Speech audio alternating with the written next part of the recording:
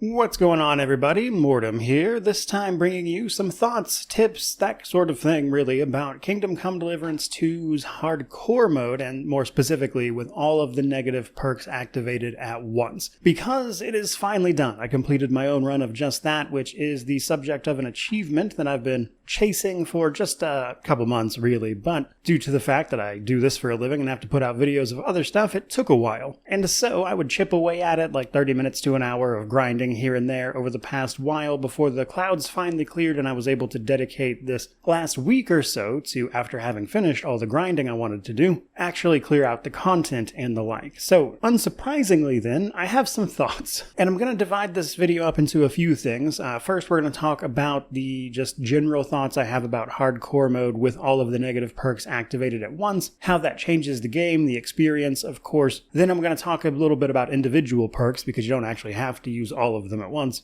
Which ones were most impactful, which ones I don't think were very good or interesting, followed by a little bit of a breakdown in terms of like what my approach or strategy was. So right here at the beginning of the video, there is certainly more than one way to do almost anything. So I'm really just covering the way I did it and what worked best for me. If you want to do it differently in a way that's more fun to you, obviously more power to you then. From there though, let's actually kick this off with my broad thoughts on the Hardcore Mode with all of the negative perks activated at the same time and kind of how that changes the experience. So broad strokes, I think it's the best way to play the game. However, I also don't think it's what you should do for your first run either. Completing this run is legitimately the most fun I had with Kingdom Come Deliverance 2, and I already enjoyed it quite a bit. The sort of catch to that, though, is that the reason I enjoyed it so much personally is that I was able to put all of my knowledge from having played through the game and experienced a lot of this to work, which allowed me to enjoy the experience without ever sort of getting defeated by it, as an example. So I think it's the best way to play, but again, wouldn't recommend it to begin with. However, with that said, some notes on some of the individual perks. There are some of them that I don't think are very good in the sense that really all they do is inflate the time it takes you to do things. They're not really interesting from a gameplay perspective, and I'll break that down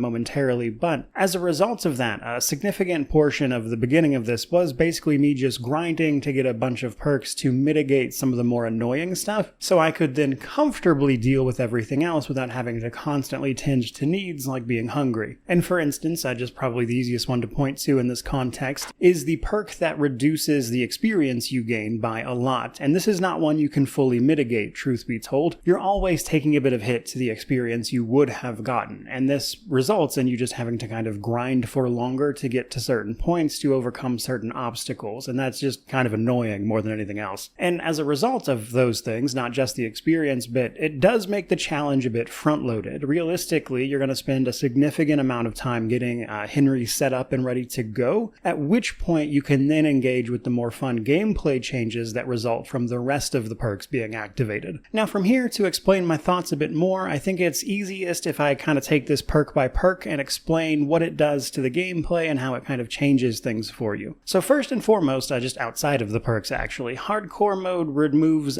certain UI elements. You can't see information you would normally be able to on your heads-up display. This is mostly perfectly fine if you've played the game much because there are audio and visual cues that will also tell you these things. For instance, if you're getting low on health, the screen turns red, of course. If you are out of stamina, it starts to kind of get grayish blue. When enemies are about to attack, they have like audio cues and stuff. You can kind of see the wind up as well if you're paying attention, so there's easy ways to get around most of it. However, the kind of bigger things here is that what this also does is removes the cardinal directions on your compass as well as fast travel. This means you want to know the map pretty well, or at the very least have the capacity to be able to find your way via landmarks and whatnot. It's honestly not as bad as it sounds initially, especially once you've again played the game for a while and kind of know generally what the layout of the maps is. But this is one of the reasons I would actually probably wait to do this for a second playthrough at least, because it can get tedious, frankly, especially for quests where there's a lot of back and forth across the map. Now, what Hardcore Mode is not is sort of Iron Man mode, what you might typically associate with Hardcore. You can make saves. They're a little limited at first because you can only save by sleeping in a bed or drinking the save potion, but your access to those things will be a bit limited in the beginning. But towards the end, well, the middle to end really, you'll definitely reach parity with just normal saves. Now, from there, let's start talking about the individual perks and how they affect the gameplay, of course. So, first up, I want to talk about Menace. Menace is a big one. Basically, if you are branded for crimes, that is permanent, whereas typically it's just a longer buff. This basically means that it is much easier to get executed for committing crimes. Now, I actually like this perk, but in more subtle ways. Basically because what it does is actually give you a reason to consciously avoid the repercussions of crimes, which means you can engage with systems more fully. For instance, there's a system where if you are seen in the vicinity of a crime that is then later discovered, they will put 2 and 2 together and you will be assigned the blame for it. This means that if I'm going to go rob a store, I have an incentive to make sure I will not be seen casing the place, figuring it out, and if I, am seen interacting with them, wait a day or 2 before you go do that robbery, because the repercussions are greater as a result. This also means in the early game, I avoided crime as much as possible. I committed basically 0 crimes in the beginning of the game. In fact, I wasn't really actively doing any sort of crime until I got to Kuttenberg. While the game does technically also say that you will be randomly searched more, that didn't come out as much as you would think, because if you're not committing crimes to begin with, the guards won't really hassle you. And there is actually also a perk that reduces the chance of you being searched anyway, and with those 2 things combined, it's just not that impactful, but I like this perk overall. Then we've got Punchable Face. Basically, it is easier to wound you and enemies deal more damage. This is actually a pretty big one, so you're going to get hurt a lot. That is to say, when enemies do actually land a hit on you, there's a significant chance you'll be given injuries, which can cause all sorts of problems. You'll also bleed more as a result. You can mitigate this mostly by just being better at the game, I guess. Get good,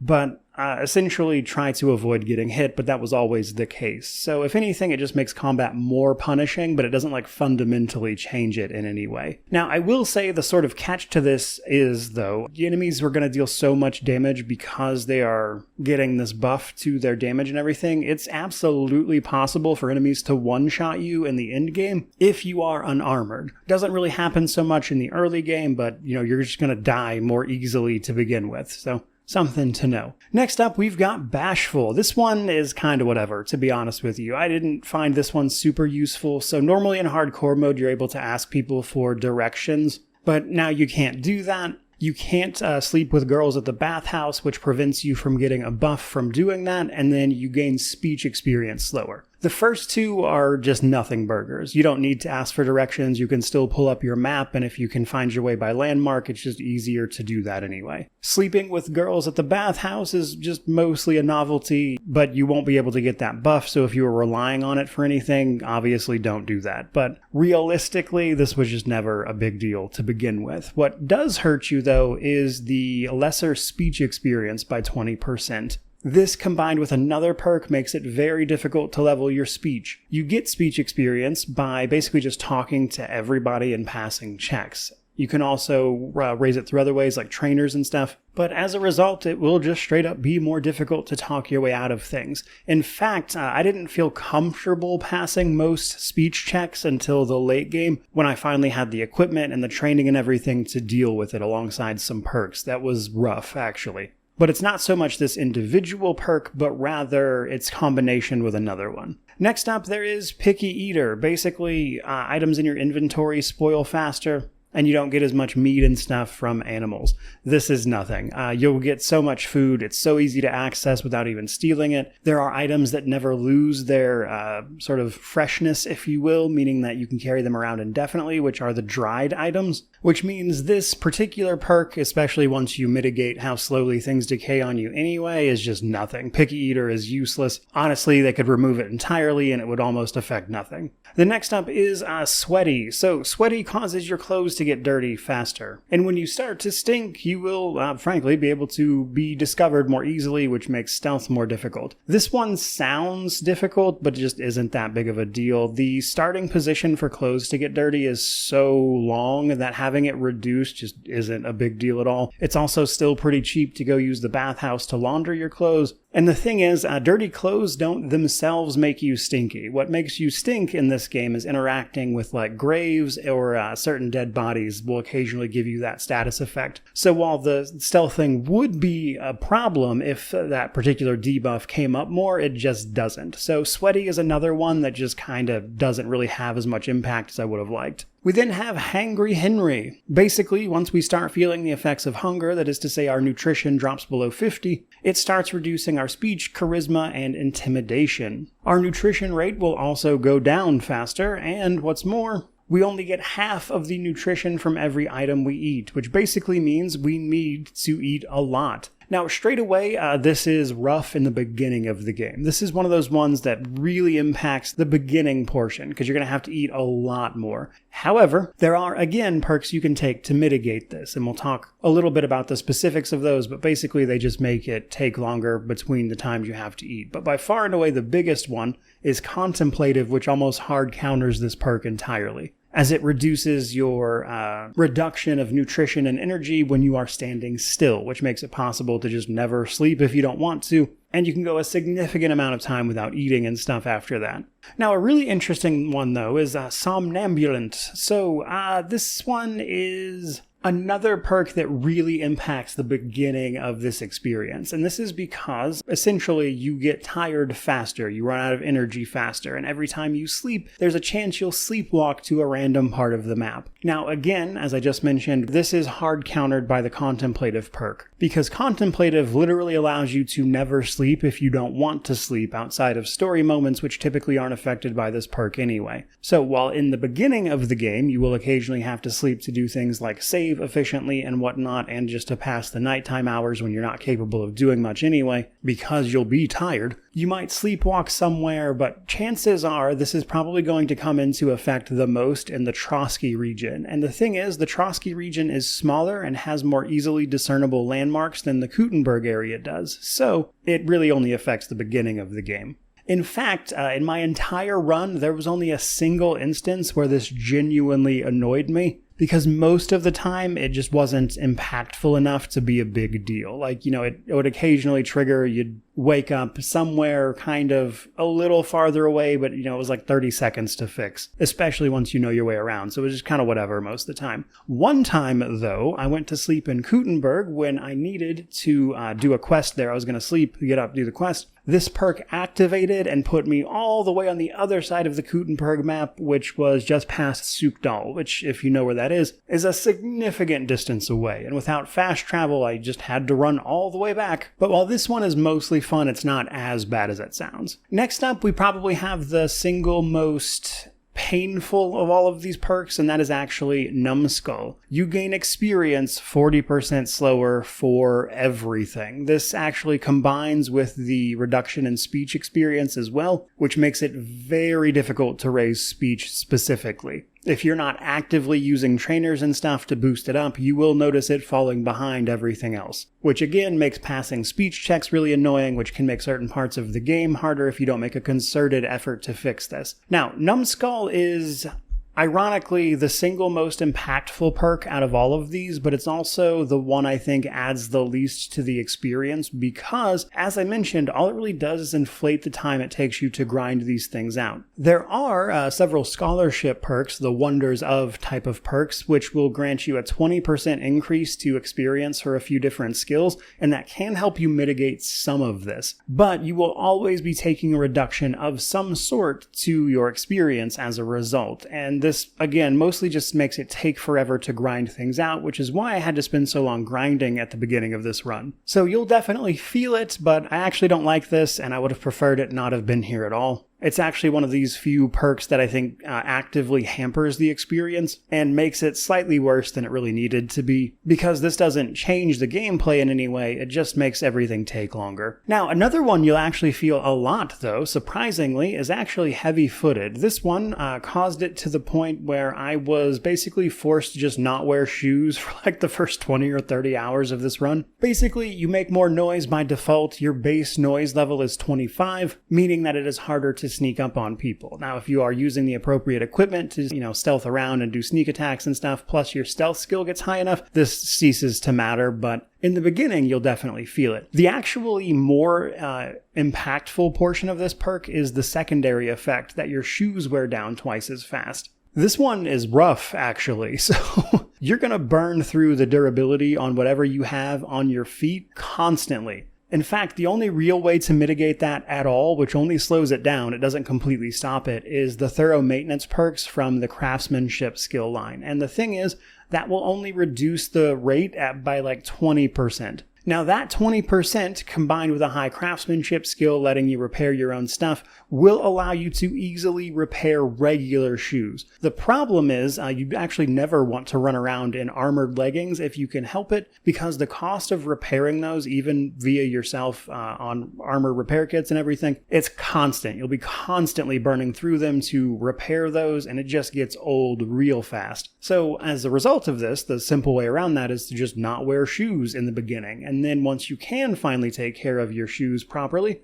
wear regular shoes out of combat and really only switch to armored leggings and basically anything with plates on it when you know you're about to be in combat, because otherwise it gets to be a lot. Now, on one hand, though, I actually kind of wound up liking this one because it really does force you to change outfits more often. Like, for instance, I had an out of combat and sneak outfit. I had a charisma outfit, and then I had my main combat outfit. And if anything, I was hardly ever in my combat outfit specifically because of this perk. Then we've got Bad Back. So Bad Back sounded cool, but it kind of wound up being nothing. It, again, affects the early game the most by reducing your carrying capacity a lot. And I do have one thing I like about this one, but the other part of it is that when you are picking herbs and mushrooms and stuff, you'll strain your back and your movement will be reduced for a little while. The problem with that debuff is that it doesn't last long enough to be impactful. In fact, most of the time it's over by the time you're done picking the herbs you were there to pick anyway,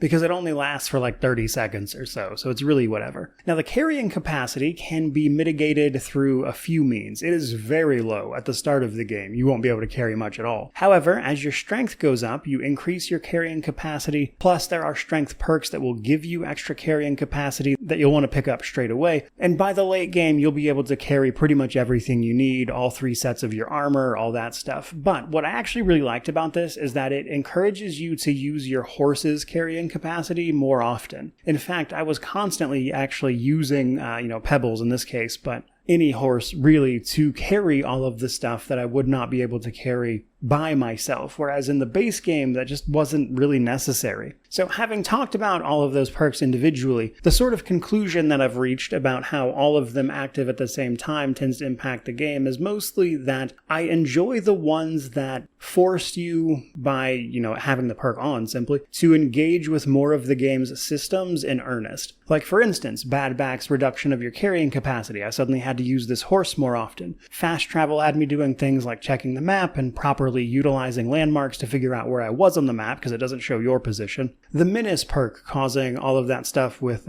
crime to be more impactful had me actively trying to avoid the triggers for being caught for crimes when I finally resorted to crime. This means I had to make more of an effort to make money more legitimately, which in the early game is best done through alchemy and the like. And even things like Numbskull, which I didn't really enjoy, does actually kind of give you this satisfaction of the effort involved in doing basically anything in this mode, because it is so much more of a time investment. And it's because of that stuff specifically and how it sort of coalesces into forcing you to use the game's systemic approach to its open world that makes this such an immersive experience that, again, I do think is the best way to play it. Just probably not right away. Now, from there, I want to sort of break down my overall sort of approach to this playthrough, kind of talk about, in general, what I wound up doing in terms of specifics. So, the first thing you gotta do is run through the intro. That's pretty basic, it's relatively linear, but once you get to Troskowitz and the open world opens up, you are left essentially naked and have to get to it. So the first thing you want to do, really, is start grinding away at herb collection and making potions. This is going to raise your alchemy and, of course, your survival for picking the herbs. Survival has a whole host of great perks that will give you buffs to things. Like, for instance, Leshy can eventually be upgraded to give you just a constant upgrades to certain stats while you are not in a town, just period, which is pretty useful in this mode. What's more, picking those herbs and making potions is going to be your early driver for making money, which is going to get you through having to buy the constant food intake you're going to be dealing with until you can get the perks to kind of slow that down. But more specifically, the village you start in has a really healthy supply of the wormwood herb, which actually sells for a lot at the local herbalist in that same town, and so you can sell it every couple of days for hundreds of groschen, which will get you the money for food, as well as then upping your basic supplies. All of that without, of course, actually committing any crimes, while also raising your skills while you're at it. Now, another thing, once you kind of have that stuff sorted out, you can spend it on is actually the scribe in Troskowitz as well, because basically this is going to let you study books. This is going to give us access to scholarship perks, which we definitely want, the wonders of perks to increase our experience when we do pretty much anything, alongside eventually giving us access to the contemplative perk. Contemplative is probably the single most impactful perk you can pick up in this mode because of the fact that it drastically reduces the rate at which your nutrition and energy falls while you are standing still. The thing is, while you are waiting, you are standing still, which means you can pass time more effectively without having to constantly sleep or feed yourself, which makes certain quests in the endgame especially easy. What's more, combined with other perks that reduce those rates, you can actually go a couple days before you even start to get reduced to the point where you would actually need to do something about it. That is to say, catching a debuff from either being tired or hungry. Combine that with the fact that going to a bath and having them treat your wounds refreshes all of that stuff to 100, and you're suddenly in a position where you no longer need to sleep at all if you don't want to. This makes doing pretty much anything, like running around at nighttime as an example, significantly easier because you are not constantly going to be catching debuffs for being tired, which means you won't take giant debuffs when you get into combat with enemies that are already stronger than you. But that said, once you get all of that done, one of the first things you want to do actually in between all of that grinding is once you have groschen, and by the way, don't be wearing shoes while you're doing any of this, but once you have enough money or you are confident you can pass the speech check, you can run from Troskowitz down to Samine. The reason being that is where Pebbles is after you get attacked in the intro. Pebbles being your horse. You can then either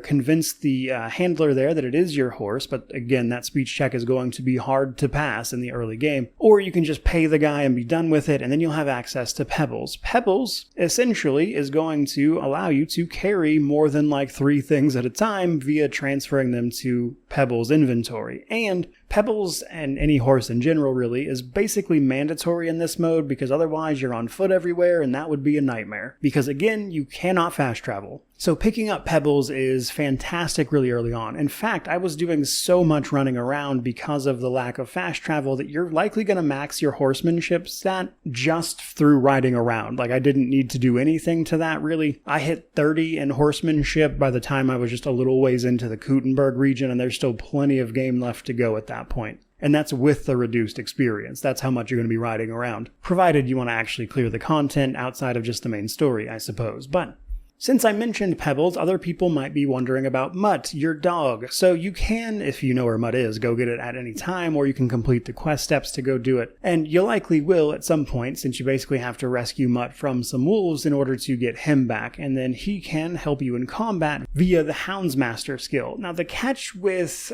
Mutt is because you are looking after yourself so much until the late game, and the fact that Mutt can get you in trouble with the law constantly if you don't feed him regularly and you're going to have to feed yourself all the time, I would strongly suggest considering whether or not you want Mutt with you in the beginnings of the game. In the late game, he can be pretty useful, and in fact, having him distract enemies and attack them to help you deal with multiple opponents can be super useful.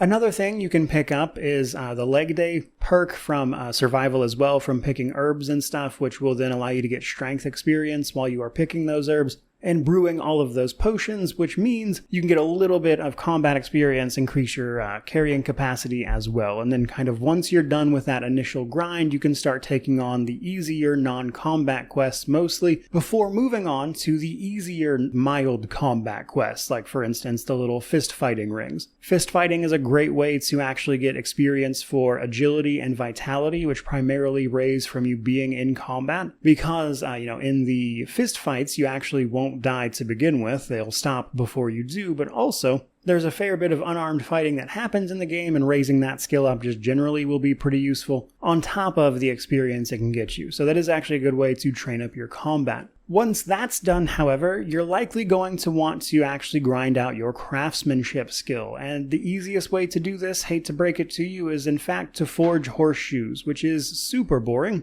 But having a really high craftsmanship skill is important because it's going to allow you to repair your own gear, which means you don't have to spend it on, repair bills via certain NPCs and blacksmiths and whatnot. You can just do it yourself. This is also pretty useful later because having a high craftsmanship allows you to reforge the sword of Sir Radzig, which is going to be one of the better long swords you get, which can be an easy way to get a really good weapon if you lean into swords to begin with. And given that you can master strike with them, which you can also learn in the opening areas, it's a really fantastic way to get good at combat with a minimal investment. On top of the perks that, again, allow you to do things like, say, reduce how often you're going to have to be repairing your shoes, which is constantly. And then once you have craftsmanship built up, you can finally actually start wearing shoes regularly. And so, once you finally manage to do all of that, which is to say, grind up to the basic perks you need, get your alchemy, your craftsmanship up, learn the basics of combat, grab some of the perks from, the weapon you want to use, the warfare skill, which goes up by default, unarmed, get your main skills going. That's usually when you're ready to start clearing some of the content. But what I would actually recommend once you kind of get to that point is actually clear all of the content in the Trotsky region up until it's time to actually go to the wedding. Clear everything out, do every single quest,